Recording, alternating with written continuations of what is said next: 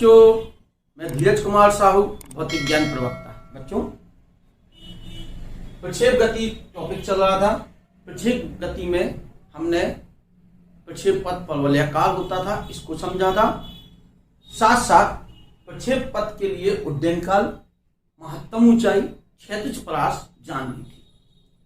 क्षैतिज परास जब जानी थी, एक छोटा सा बिंदु और समझ ले। हम किसी बिंदु को एक स्थान से फेंकना चाहते हैं, एक नोट समझ लें, उसी टॉपिक के आगे का भाग है ये। हमने किसी वस्तु को कुछ ऊंचाई पर फेंका, वस्तु एक प्रक्षेप पथ आ गई, और पुनः हम इसे दूसरे एंगल पर फेंकना चाहते हैं किसी, और पुनः हम इसी दूरी पर फेंकना चाहते हैं। तो इसके लिए हमें क्या करना होगा, इसको समझे। पहले हमने क्षैतिज परास का सूत्र R बराबर U square sine 2 theta upon G पढ़ा था। क्षैतिज परास का सूत्र R बराबर U square sine 2 theta upon G पढ़ा। हमने कहा यदि हम इसी प्रक्षेपण कोण कितना था, थीटा था, R था। यदि इस वस्तु को हम 90 माइनस थीटा कोण पर प्रक्षेपित करें, यदि प्रक्षेपण कोण कितना कर दें, यदि प्रक्षेपण कोण 90 माइनस थीटा हो, तब क्षैतिज परास निकालना चाहेंगे हम। जब प्रक्षेपण कोण, तो क्या निकलेगी क्षैतिज परास, R डैश बराबर U स्क्वायर साइन 2 थीटा की जगह 90 माइनस थीटा हो जाएगा अपॉन G। जब हम इसको सॉल्व करें, U स्क्वायर साइन 180 अंश माइनस 2 थीटा अपॉन G। क्या किया, 2 का अंदर क्या कर दिया, गुणा कर दिया। जो 90 अंश था, 9 दूनी 180, ठीक है। क्योंकि हम एक सूत्र जानते हैं, साइन 180 अंश माइनस थीटा बराबर साइन थीटा, वो भी प्लस का ही होता है। तो यानी साइन, इसकी जगह क्या आ जाएगा, साइन 2 थीटा बराबर साइन 2 थीटा। तो इसको यहां रख दे, U square sine 2 theta upon G। कितनी परास आ गई, वही परास आ गई। अतः सेम परास के लिए अगर हम एक वस्तु को हम कितने अंश के कोण पर फेंक रहे हैं, थीटा कोण पर फेंक रहे हैं, तो दूसरा प्रक्षेपण कोण कितना होगा, 90 माइनस थीटा होगा, और वस्तु उतनी ही दूरी पर जाकर क्या हो जाएगी, गिर जाएगी। मींस एक वस्तु को हमने यहाँ फेंका थीटा एंगल पर, यह वस्तु जो अगर हमने दूसरी बार से 90 माइनस थीटा पर फेंक दिया, तो वस्तु ऊंचाई तक जाएगी, लेकिन उतनी ही दूरी पर क्या हो जाएगी, गिर जाएगी। बात कंफर्म है।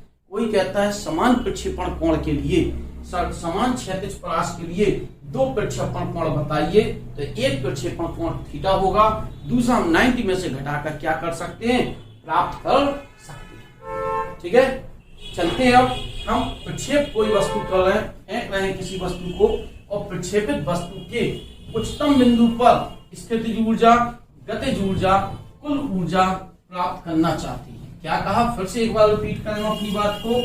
प्रक्षेपित वस्तु, किसी वस्तु को हमने क्या किया, प्रक्षेपित वस्तु की यानी प्रक्षेप गति में ऊर्जा, प्रक्षेप गति में हेडिंग है,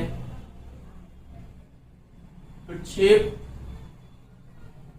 गति में प्रक्षेप पथ के उच्चतम बिंदु पर, प्रक्षेप पथ के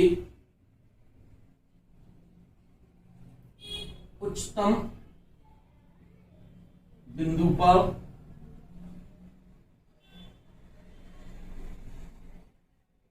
ऊर्जाएं।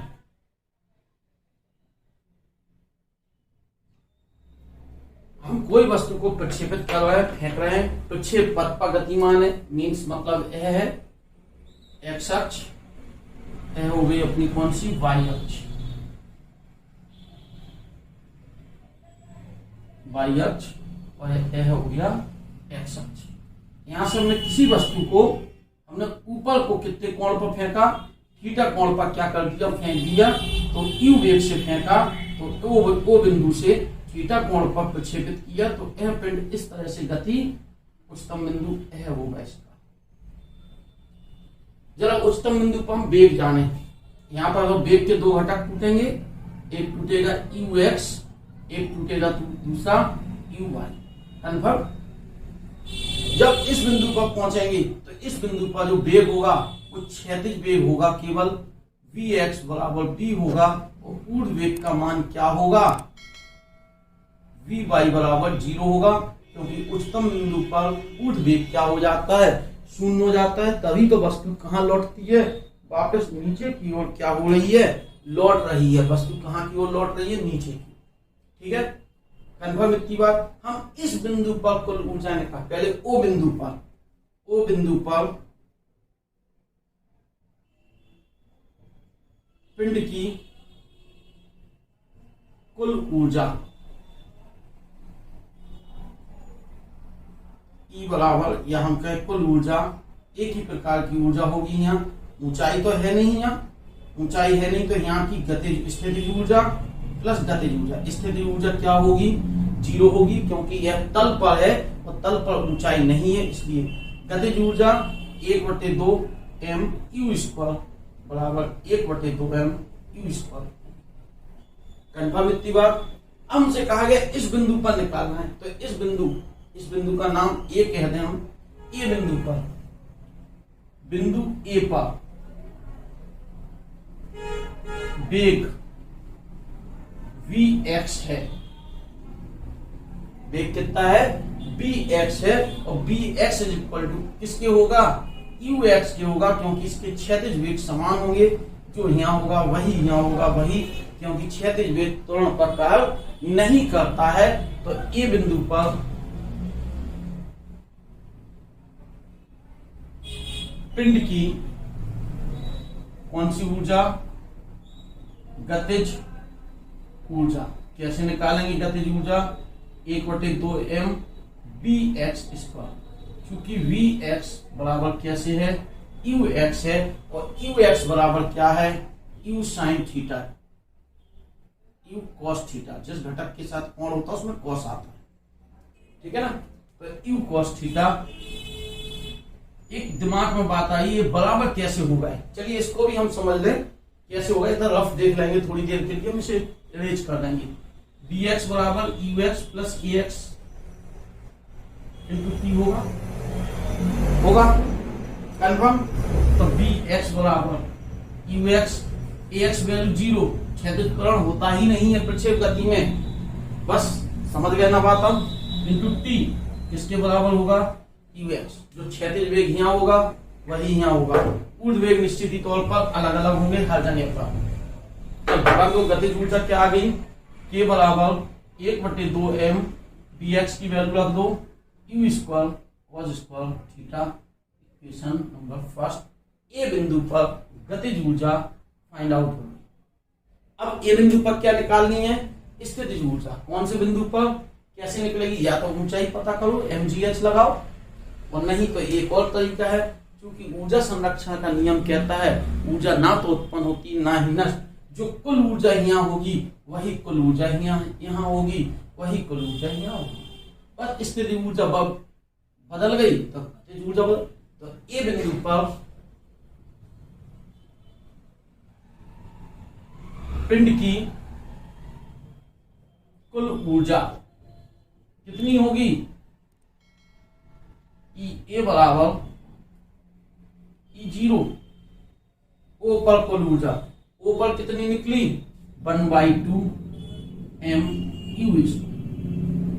अब ए पर स्थितिज ऊर्जा कितनी होगी, ए बिंदु पर पिंड की स्थितिज ऊर्जा,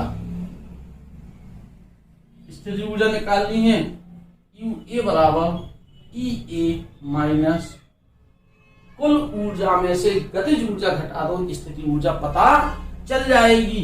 यू ए बराबर ई ए की value 1/2 m U square, 1/2 m U square cos square theta. U A बराबर क्या आ जाएगा, 1/2 m U square 1 minus cos square theta. What is this, this is equal to sine square theta. तो क्या हो गई, U A बराबर 1/2 m U square sine square.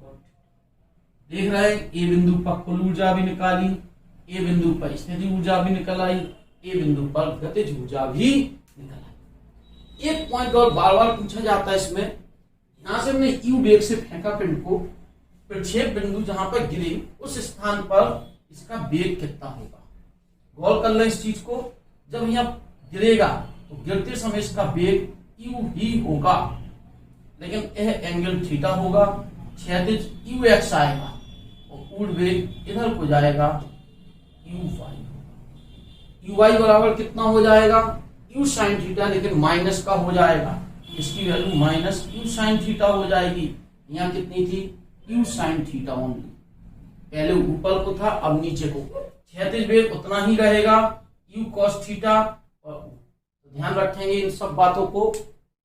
इसके बाद हम पढ़ते हैं कुछ विशेष स्थितियां प्रक्षेप की जो सवाल लगाने के लिए आपको सहायता करेंगे। तब तक के लिए धन्यवाद, थैंक यू।